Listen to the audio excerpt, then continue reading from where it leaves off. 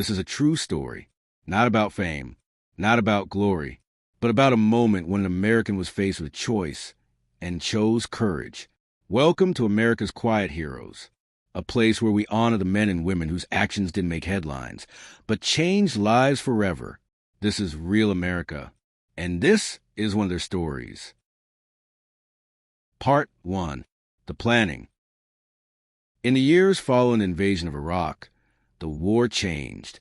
Front lines disappeared. The enemy stopped wearing uniforms. And danger lived in ordinary places: houses, roads, alleyways, silence. By the mid-2000s, American intelligence identified a high-value insurgent leader operating deep inside a densely populated Iraqi city. He was responsible for organizing roadside bomb networks, coordinating attacks, and disappearing before anyone could stop him. Capturing him alive was critical. Killing him would be easy, but understanding his network would save lives. That responsibility fell to a small Delta Force assault team. They did not announce their presence. They did not seek recognition, and they did not fail often. Inside a secure compound, far from cameras and reporters, the preparation began. Satellite images were studied again and again. Drone footage revealed rooftops, courtyards, escape routes. Every doorway was memorized. Every possible threat was discussed. There were no speeches, just quiet focus. The men checked their weapons with the calm familiarity that comes from years of repetition. Rifles were cleaned, optics adjusted, radios tested, medical gear packed with precision. One operator reviewed photographs of the target. Another studied the faces of children who lived nearby. Collateral damage was not an abstract concept. It was personal. The mission was planned down to the minute. Insertion, movement, breach, clear, extraction. If everything went right, the operation would last less than 20 minutes. If it didn't, there was no predicting how long they would be trapped inside enemy territory. Before deployment, there was a moment of stillness. No one spoke about fear. No one spoke about family. They focused on the job. Because thinking about anything else made hesitation possible, and hesitation got people killed. As night fell over Iraq, the city looked calm from above. Lights flickered. Cars moved through narrow streets. Somewhere below, people slept, and somewhere inside that maze, the target waited, unaware that a team was already moving toward him. Part 2. The Movement. The helicopters lifted off after midnight. From the air, Iraq looked deceptively calm, a scattering of light surrounded by darkness. But everyone on board knew that calm was fragile. It could shatter in seconds. Inside the aircraft, there was no conversation.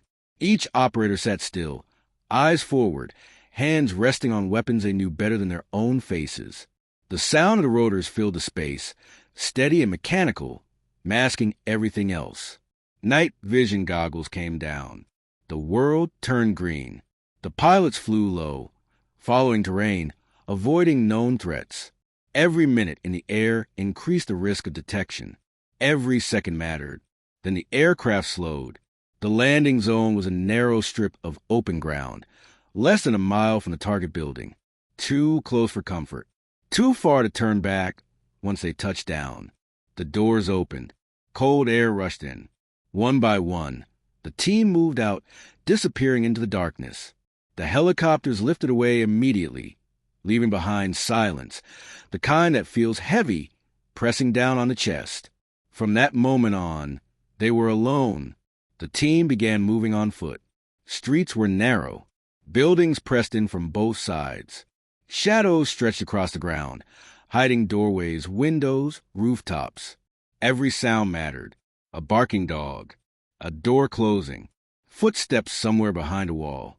The point man advanced slowly, scanning ahead. Others covered rooftops and intersections, weapons tracking empty spaces that could become threats without warning. This was the most dangerous phase of the mission, not the assault, not the gunfight, the approach. Because here, one wrong step could alert the entire neighborhood. Halfway to the target, something felt off. The city was too quiet.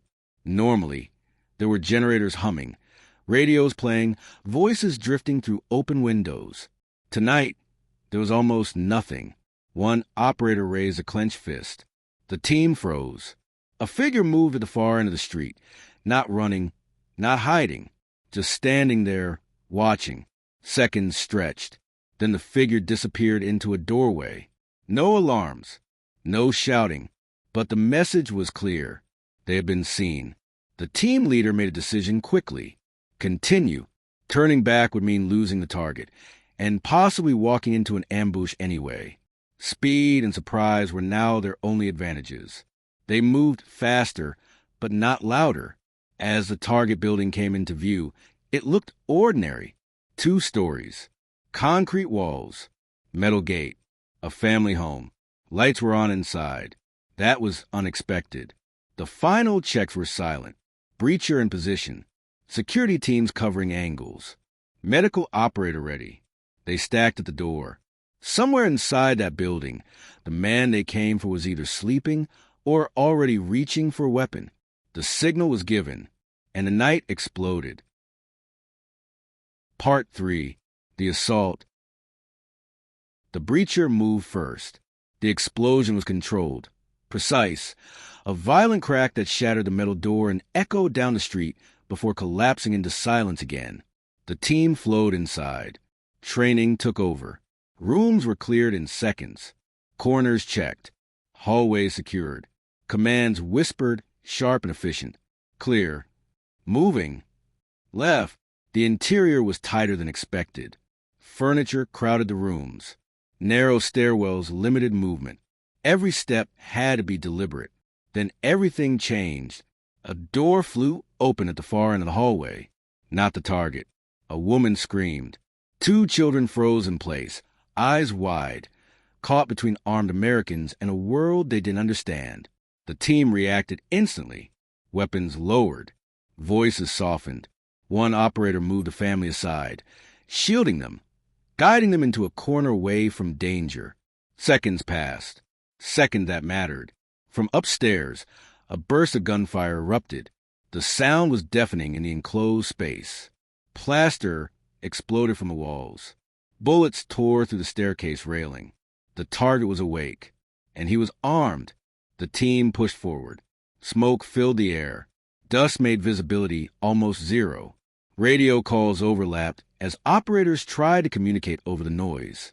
One man went down, not hit, but knocked off balance as debris collapsed beneath him. Another operator dragged him clear while returning fire upward. The stairwell became a choke point. This was a moment every Delta operator dreaded. Fighting uphill, blind, confined, with civilians nearby. A flashbang detonated upstairs. The blast stunned the room, buying precious seconds. The team surged forward. On the second floor, the fight was brutal and fast. The target fired wildly, attempting to escape through a rear window. An operator tackled him before he could reach it. They crashed to the floor. The struggle was violent and silent. Fists, weight control. The target fought like a man who knew this was the end. He was restrained, alive, but the cost was not over. A shout came from downstairs. One of the children had wandered back into the hallway, disoriented, terrified, drawn by the noise. At the same time, movement was detected outside. Neighbors, curious civilians, possibly armed. The situation was unraveling. The team leader made the call. Immediate extraction. The target was secured, hooded, and moved toward the exit. Operators repositioned, creating a protective corridor, weapons outward, bodies inward. As they stepped back into the street, the silence was gone. Voices rose. Doors opened. Figures appeared in windows. Someone fired a shot from the darkness. It missed. Barely. The team did not respond. They moved. Fast. Discipline held.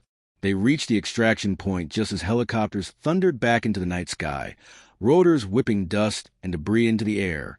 The team lifted off under fire, and only once they were airborne did anyone allow themselves to breathe. Part 4. Aftermath. The helicopters disappeared into the night as quickly as they had arrived. On the ground, the city slowly returned to its uneasy rhythm. Doors closed. Lights dimmed. Whispers replaced shouting. The war moved on. Inside the aircraft, no one celebrated. One operator sat with his back against the frame. Checking his gear with shaking hands, he refused to acknowledge. Another pressed a bandage tighter around a teammate's arm, blood already soaking through. The target sat silently, hooded, wrists bound, breathing fast. Alive. That alone made the mission a success. But success in war is rarely simple. Back at the forward operating base, the team moved with practice efficiency. Weapons were cleared. Gear was stowed. Medics worked quietly, asking few questions. Only once the adrenaline faded did the weight settle in. One operator had fractured ribs from a blast. Another had shrapnel lodged in his leg. Injuries that wouldn't be reported beyond a single line in an after-action summary. Then came the interrogation. The target was brought into a small, dimly lit room. A table, 2 chairs, a recorder placed carefully between them. At first, he said nothing. Hours passed. Then something changed. He began to talk. Not out of fear, but out of exhaustion. Names were given. Locations marked. Routes exposed. By dawn, intelligence analysts realized what the team had captured. This man wasn't just an organizer.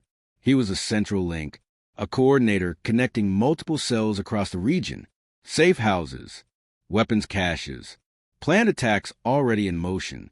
Because he was taken alive, dozens of future missions were suddenly possible. Dozens of lives, American and Iraqi, would be spared. But the revelation came with a cost. Among the information was a detail that froze the room. The target had been warned. Someone had tipped him off earlier that evening. Not about the raid, but that American forces were closing in. That explained the lights, the readiness, the gunfire from upstairs. The mission had come dangerously close to failure. And no one knew how the warning had happened. The operators were briefed and released. No debrief ceremony. No congratulations. They returned to their quarters as the sun rose over the base, painting the dust and concrete in pale gold. One operator paused outside, helmet under his arm, watching the sky lighten. He thought about the woman, the children, the moment when everything could have gone wrong. In war, there are no clean victories, only consequences, and the greatest ones often come later. Part 5. The Consequences. Months passed. In war, time moves strangely. Some moments stretch forever. Others vanish without warning. The operation faded into classified reports and intelligence summaries. For the men who carried it out, it became another mission filed away in memory. Important, intense, but unfinished. Then the results began to surface. Raids based on the captured intelligence dismantled multiple insurgent cells. Weapons caches were seized. Planned attacks were intercepted before they could reach roads filled with civilians and soldiers. Casualty numbers dropped. Not dramatically. Not all at once. But enough to notice. One evening, long after the mission, a Delta operator was called into a secure briefing room. No urgency in the message. No explanation. Inside, an intelligence officer waited with a folder on the table. He slid it across. Inside were photographs. A school reopening in a previously hostile neighborhood. A marketplace operating without armed guards. A familiar street, the same one where the team had moved silently months earlier. The officer spoke quietly. "These are from follow-on operations," he said. "That network collapsed after your target talked." Then he pointed to one image. A woman stood near the entrance of the school. 2 children beside her. The same children. Alive. Safe. The operator stared at the photo longer than he realized. No one spoke. In that moment, the mission stopped being about tactics or objectives. It became about restraint, about control, about the decision to slow down, to lower a weapon, to protect instead of destroy. Later that night, the operator sat alone, writing a short note he would never send. It wasn't addressed to command or to family. It was to himself. A reminder of why discipline mattered, why mercy under fire was not weakness. Years later, the story would never be told publicly. No books, no interviews. But the quiet impact remained, because in that house, On that night, an American had chosen precision over rage, responsibility over revenge. And long after the gunfire faded, that choice continued to protect lives. Part 6. Legacy. War is often remembered through numbers. Battles won, enemies killed, territory gained. But the men who fight it remember something else entirely.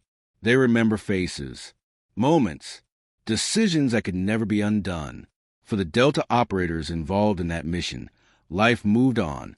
New deployments followed, new targets, new nights filled with uncertainty. They never spoke publicly about what happened in that house in Iraq. They didn't need to, because the impact of that night was never meant for headlines.